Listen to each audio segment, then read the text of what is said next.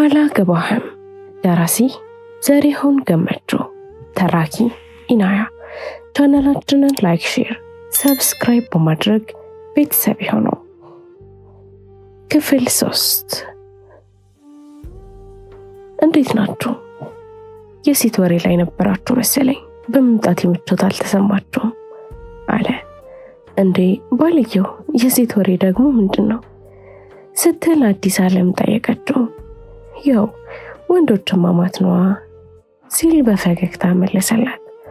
አንተ እንደዚህማ አትለንም። በዚህ ጸባይ ላላገባህ እችላለሁ። የድግስከው ድግስ ብላሽ እንዳይሆንብህ። ጻዳ ጣልቃ ገባች። አንቺ እንደዛማ አታስፈራሪው። እስኪ ልብ ይኖርሽና አንብቤው።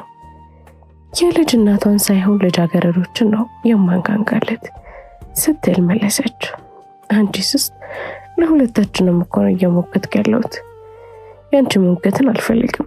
ይልቅ ሚካኤል፣ አንተና አዲስ ዓለምን ይቅርታ ልጠይቅ ፈልጌ ነበር አለችው ኮስተር ብላ። ምነው? ምን ተፈጠረ? ሚካኤል ብቻ ሳይሆን አዲስ ዓለምም ያልጠበቀችው ስለነበር ግራ ተጋባች። ወንድምህን ዘሚካኤልን በሰርጋቸው ቀን እንዲገኝ ለማድረግ የተቻለኝን ጥሬ ነበር፣ ግን አልተሳካልኝም።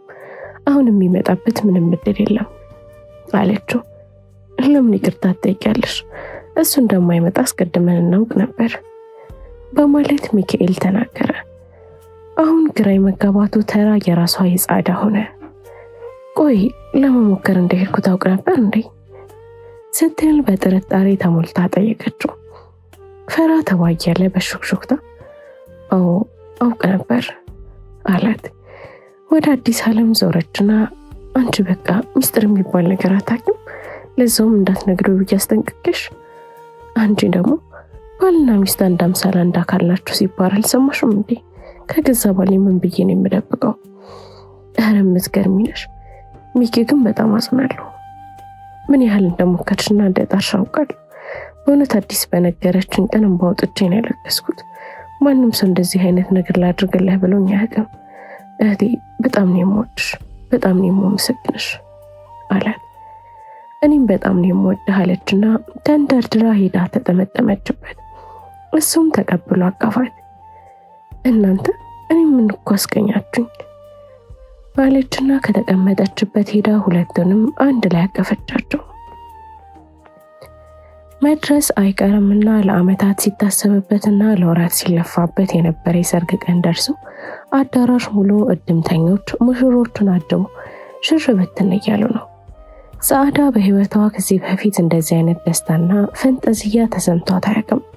ከሙሽራዋ ጀርባ ሆና በደመቀ ሁኔታ የሚካሄደውን ስነ ስርዓት እየተከታተለች ነው። በአዲስ ዓለም የሰርግ ቀሚስ ላይ ያለው የተራራቀ ዶቃ በመስታወት ላይ ሲያርፍ በተብረቀረቀ ብርሃን አንጸባርቆ መልሶ ወደ ውስጥ ሲረጭ ስትመለከት በተረት ዓለም ውስጥ ስላሉ ልዕልቶች እንድታስብ አደረጋት። የአጋቢውን ፖስተር ድምፅ ላይ ለማተኮር ሞክራለች። እሷ ራሷ የለበሰችው ቀሚስ ልዩ አይነት ስሜት እንዲሰማት አድርጓታል። በህይወቷ መች ቀሚስ ለብሳ እንደነበር አታስታውስም። ምናልባት ከቤተሰቦቿ ጠፍታ ከወጣች በኋላ ቀሚስ ጨርሶኑ ለብሳ አታውቅም ይሆናል። ሴት መሆኗን እንዲሰማት አትፈልግም። ጠንካራ ታጋይ ሆኗ ልጇን ማሳደግና ህይወትና ማሸነፍ ብቻ ነው እቅዷ። ቀሚስ መልበስ ለስላሳ የሚያደርጋት ይመስላታል። በምን ምክንያት እንደዛ ልታስብ እንደቻለች አታውቅም፣ ግን ደግሞ ትክክል ነበረች። ይኸው ዛሬ የተለየ ስሜት እየተሰማት ነው። ሴትነቷ ጎልቶ እየበራ ነው። ይህ ደግሞ ለሚመለከቷት ሰዎች ብቻ ሳይሆን ለራሷን በደንብ ታውቋታል። አዲስ ዓለም የሚካኤልን እጅ በመያዝ አጋቢው ፖስቸሩ የሚላትን ጥምረት የሚያበስሩ ውብ ቃላትን ጥርት ባለ ድምፅ ስትደግም ይሰማል። በመከራም ሆነ በደስታ ጊዜ ላልለየህ ቃል እገባለሁ። በሐዘንም ሆነ በደስታ ጊዜ ከጎንህ ለሆን ቃል እገባለሁ። በጤንነትም ሆነ በህመምህ ጊዜ ከጎንህ ላልለይ ቃል እገባለሁ። ቀለበቱን አውጥቶ አጠለቀላት፣ እሷም አጠለቀችለት። እርስ በርስ እንዲሳሳሙ ተደረገ። ጸደይ በምታየው ነገር ሁሉ አንሰፋሳፊ አይነት ስሜት፣ አስካሪ ስሜት እየተሰማት ነው። እሷ ከረጅም ጊዜ በፊት ነው በደስታ ማመን ያቆመችው።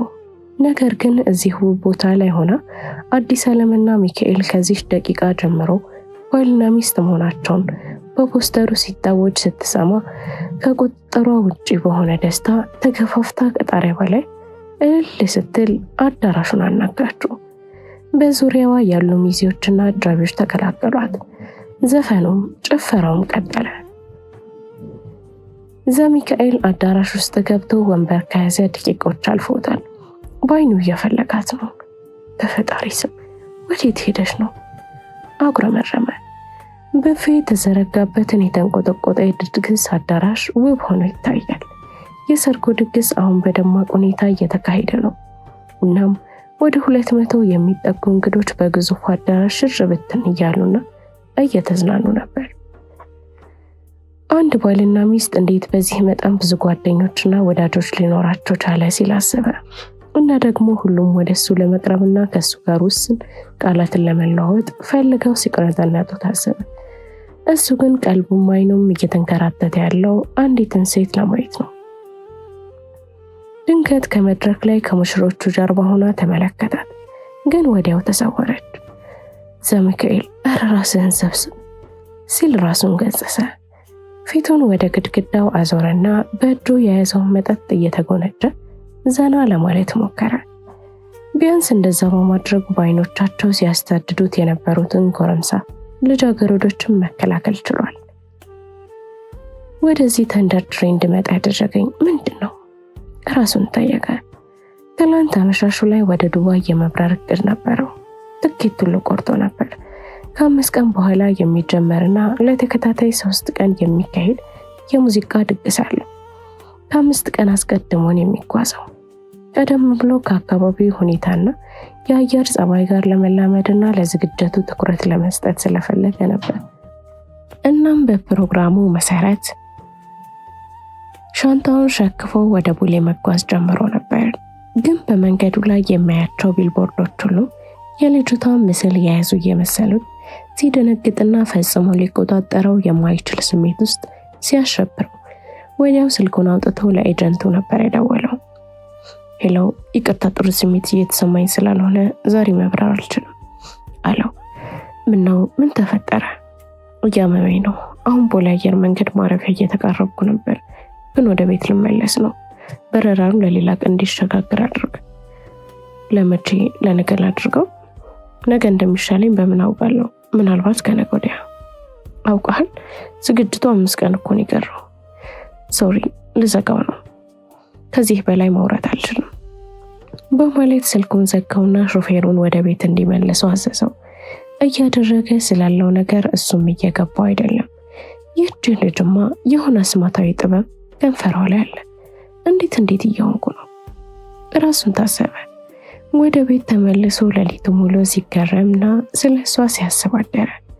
በጠዋት ተነሳና አምሮና ተሽቀርቅሮ ልጅቷ የሰጠችውን የሰርግ ካርድ ካስቀመጠበት ቦታ አንስቶ ኪሱ በመክተት ማንም እንዳያገኘው ስልኩን ጠርቅሞ ዘግቶ ግዙፉን ሐመር መኪና ራሱ ያሽከረከረ ወደ አዳማ መንዳት ጀመረ።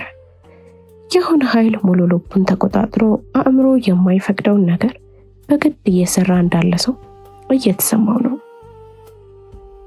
ዘሚካኤል ከሰዓታት በፊት የሰርጉን ስፍራ ለቆ መሄድ ነበረበት። ነገር ግን ከጻዕዳ ተለይቶ መራመድ አልቻለም። ከሳምንት በፊት በእንጥልጥል የተወውን ጉዳይ መቋጫ ማበጀት አለበት። በልቡ ጭራበት የሄደችው ሲኦል እሳት እየተንበለበለች መላ ሰውነቱ ትኩሳት እንደለቀቀችበት ነው። እንዴትም አድርጎ እንዴት እሱን ማስተካከል ያስፈልገዋል። ዛሬ ማታ ጻዕዳ ለዘሚካኤል ቃል በገባችለት መሰረት ወደሱ ለመሄድ ከውስጥ ወደ አዳራሹ በተመለሰችበት ጊዜ በብዙ ውብና አማላይ ሴቶች ተከቦ ሲያውካካ ተመለከተችው። ከመንገዱ ለመራቅ ወሰነች። ባየችው ነገር ክፍት ያላት። እንደዚህ ማድረግ መብት የላትም። ግን ከማንም ለማፎካከርና እሱን ሻሙ ለመሻማት ምንም አይነት እቅድ የላትም። እናም እግሯን ወደ ኋላ ጎተተችና የአስተባባሪነቱን ስራዋን በትኩረት መስራቷን ጀመረች። ራሷን ማሞኘት አልፈለገችም። እሱ በእጁ ይዞት የነበረው ባዶ ብርጭቆ ባጠገቡ በሚያልፈው አስተናጋጅ ትሪ ላይ ያስቀመጠና አይኑን ወደ ህዝቡ መሃል አንከራተተ። የሙሽሮቹ ዋና ተጠሪ እንደመሆኗ መጠን መጥፋት አልቻለችም። ግን እሱን ከእይታዋ ለማስወገድ እየሞከረች እንደሆነ ያስታውቅባታል። እንደዛ እንድታደርጊም አልፈቅድልሽም ሲል ፎከረ። ይህ በሱ ልምድ አዲስ ተሞክሮ ነበር። አንድ በሆነ አጋጣሚ ከንፈሩን የቀመሰ ሲል መልሳ ልታገኘው መከራዋን ስታይና ስትንሰፈሰፍ ነበር የሚያውቀው። ከከበቡት ልጃገረዶች በዘዴ ተለየና እሷን ለማግኘት መጣር ጀመረ። ጸዳይ ግራ በመጋባት ያለ ዓላማ ከወዲህ ወዲያ ስትሽከረከር ድንገት አይን አዲስ ወደ ራሱ አስጠጋቻት። ምን ፈለግሽ? እኔ ምንም አልፈለግኩም። ለምን ከሱ ትደበቂያለሽ? አልተደበኩም አለ ጸዓዳ። እሺ እንደዚያ ከሆነ ለምንድነው ከሱ ጎን ሆነሽ አንድ ብርጭቆ ሻምፓኝ የማትጎነጭው? ምንድነው የሚያስፈራሽ? እንደምታዩ እሱ ብቸኛ ሰው ነው አይደለም? ሁሉም ሰው የሱን እዚህ ሰርግ ላይ ስለመገኘት ነው የሚያወራው። እናም ወደ ሰርግ አዳራሹ ከገባበት ደቂቃ አንስቶ በሰው በተለይ በሴቶች እንደተከበበ ነው። እና ውድድሩን አላሸንፍም ብለሽ ሰጋሽ? አዎ ከባድ ውድድር እንዳለብሽ እኔም ገምታለሁ። ግን እኮ ይህን ለመሰለ ጠንበለላ ማድረግ መፋለም መቻል በራሱ እድል ነው። ኧረ እባክሽ እኔ ጸዳይ ነኝ።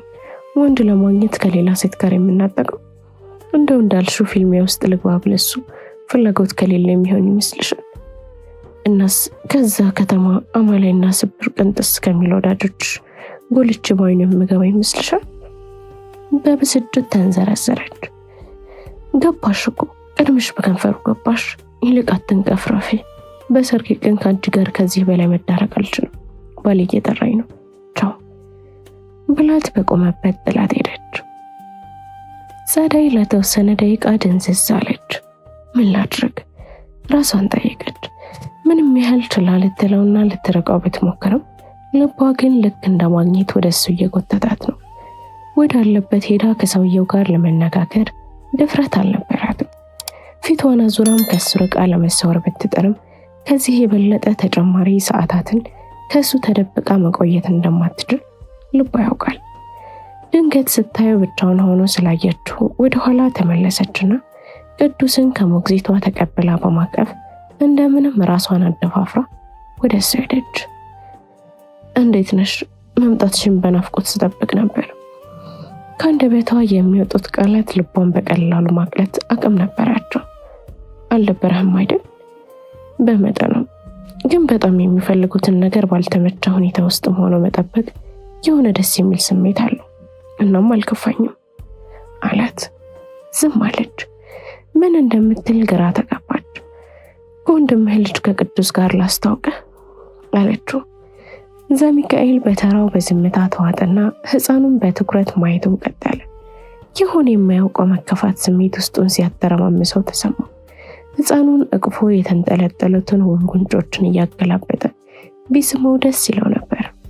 አዎ እንደዚህ አይነት ፍላጎት ነበር የተሰማው። ግን ከተቀመጠበት መነቃነቅም ሆነ እጆቹን ማንቀሳቀስ አልቻለም። እንዲህ መሆን የለበትም። እሱ በቤተሰቡ ላይ ያን አይነት ማዕት ከመድረሱ በፊት በጣም ሰው ወዳጅ፣ በተለይ ዘመድ ለተባለ ሰው ልቡ ትርክክ የሚል በፍቅር የተሞላ ልጅ ነበር። ከክስተቱ በኋላ ግን ሙሉ በሙሉ ሌላ ሰው ነው የሆነው። ከዘመድ ጋር መነካካት መርዝ እንደመጎንጨት የሚያንገፈግፍ ነገር ሆኗል። ቢሆንም እንዲህ በጭርቃ ሕፃን ላይ እንኳን የተለየ አቅም ሊኖረው አይገባም ነበር። አይዞህ አትጨናነቅ፣ በሂደት ጥሩ አጎት ትሆናለህ አለችው። ልጁን በተመለከተ እንደጨነቀኝ እንዴት አወቀች ሲል ራሱን ጠየቀ። አሁንም ብቻህን ጥዬህ ልሄድ ነው፣ ግን አልቆይም። ሕፃኑን ለእናት አስረክቤ መጣሁ። በረጅሙ ተነፈሰ። አሁን እንደዛ ይሻላል፣ አታስቢ፣ ስላንቺ እያሰብኩ ጠብቅሻለሁ አላት። ፈገግ አለችለትና ሕፃኑን ቅዱስን አቅፋ ተነስታ ሄደች። ከኋላ አይኑን ተክሎ ተመለከታት። አቋሟ ልዩ ነው። ተረከዝ ሎሚ የምትባል አይነት ነች። እንዲህ አይነት እግር ያላት ሴት ከወትሮውም በጣም የሚማርከው። ደግሞ ከሁሉም በላይ እሱ ጋር ከሚመላለሱት ሴቶች በተቃራኒ በሆነ መልኩ ምንም አይነት መዋቢያና መኳኳያ አትጠቀምም። ለምን እንደሆነ ሊገባው አልቻለም። ብትጠቀም እኮ የበለጠ ውብ ትሆን ነበር ሲል አሰበ።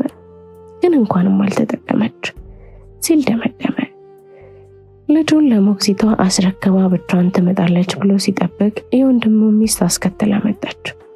አዲስ ዓለም ዘሚካኤል ከመምጣትህ በጣም ደስ ብሎናል።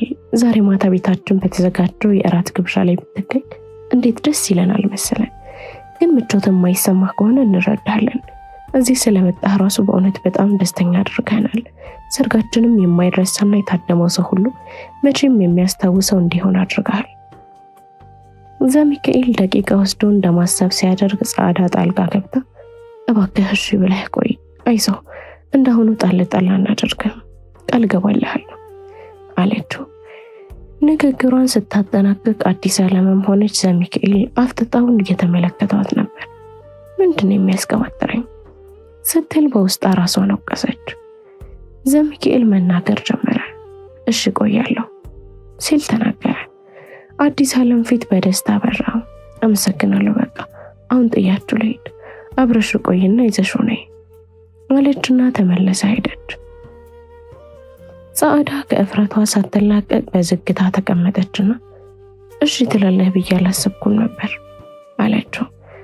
እውነቱን ለመናገር እኔም እሺ እላለሁ የሚል ግምት አልነበረኝም። ቃልሽን አምኜ ነው እሺ ያልኩት አላት። ማለት ምን ቃል? እስካሁኑ ብቻህን በመተው እንዳትደበር አላደርግም። ከመጀመሪያው እስከ ፍጻሜው ከጎንህ አልለይም ብለሽ የገባሽልኝ ቃል ነው።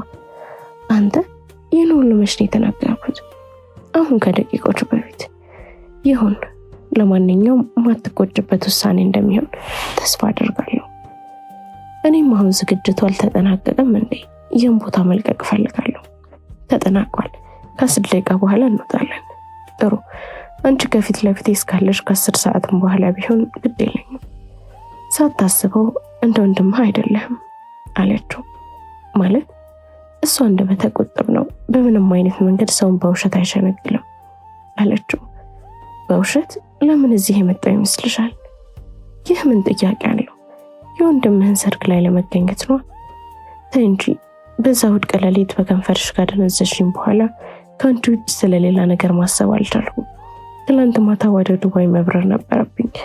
ትኬት ቆርጬ ወደ ኤርፖርቱ ለመሄድ ጀምሬ ነበር።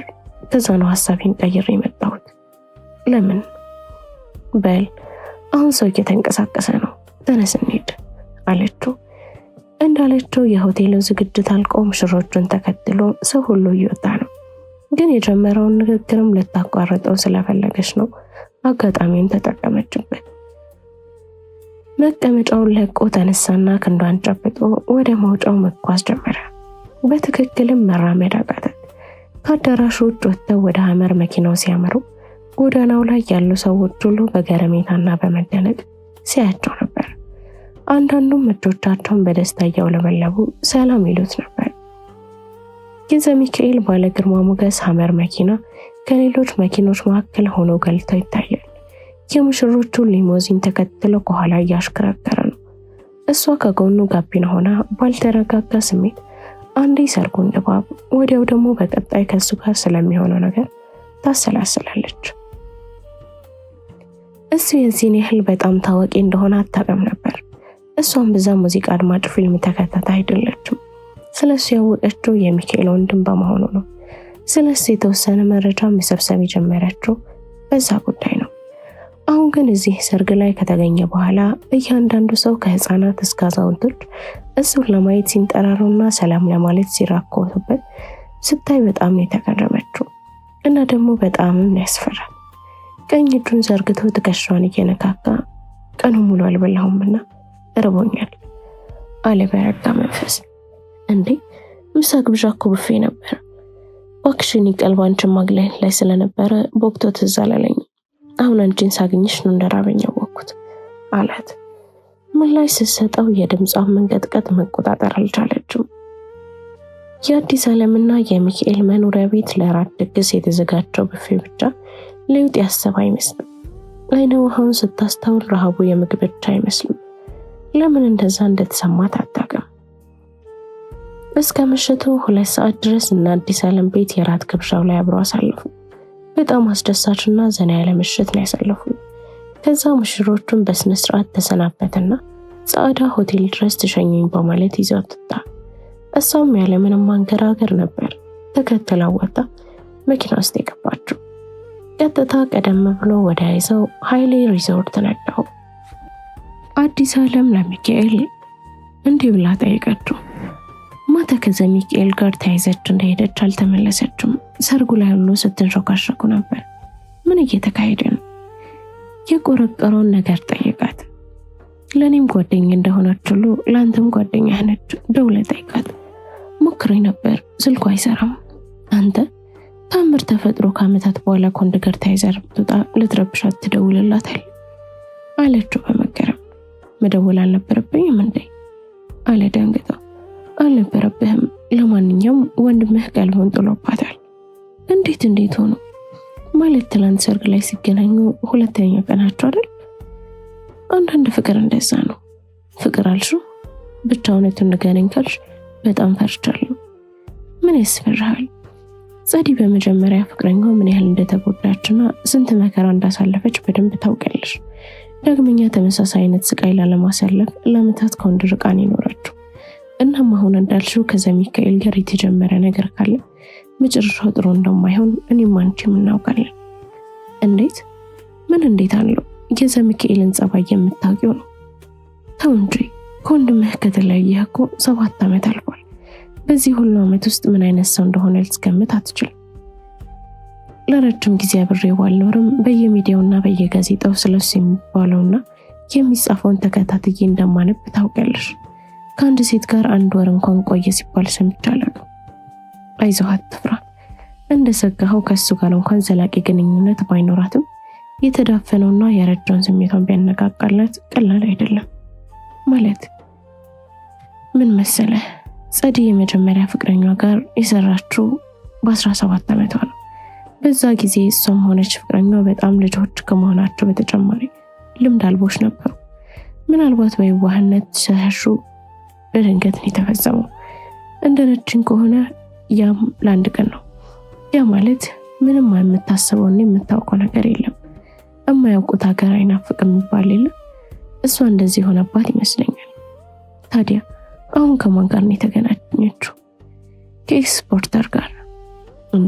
እንዲህ ነው ለካ ብላ እራሷን እንድትጠይቅ ካደረጋት በቂ ነው። እርግጠኛ ነኝ ደግሞ እሷም አንተ ያሰብከውን ነገር ታስባለች።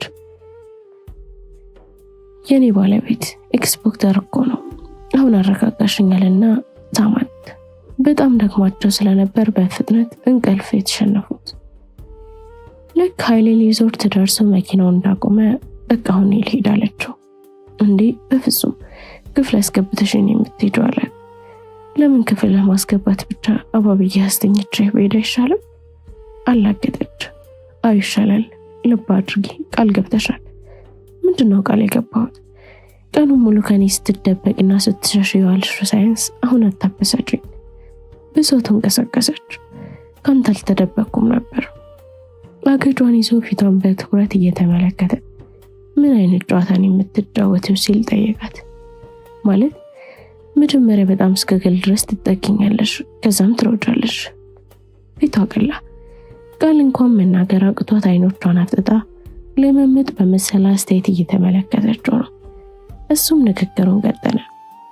እንግዲህ እኔን ለመግፋት ጠንክረሽ መውጫሽን አቁሚ ብሎ ተጠጋ። ሰውነቷ እየተንቀጠቀጠ እጆቿን ጠንካራ ጡንቻዎቿ ላይ ዘረጋች። ወደ እቅፉ እየተጣደፈች ተሳበች። በተስፋ መቁረጥ ሙሉ ትኩረትህን አልፈልግም አለችው። ነገር ግን ከአንደበቷ እየሾለኩ የሚወጡ ቃላቶች እስትንፋስ የሌላቸውና የማያሳምኑ ነበሩ። በወጥመድ እንደተያዘችና ክንፉ እንደተነቃነቀ ወፍ ደካማና በቁጥር ስር እንደዋለች አምናለች። ለበርካታ ደቂቃዎች እዛው ከመኪና ሳይወርዱ ቆዩ። ከዛም ጎትቶ ከመኪና አስወረዷት። ክፍል 4 ይቀጥላል። ላይክ፣ ሼር፣ ሰብስክራይብ በማድረግ ቤተሰብ ይሁኑ።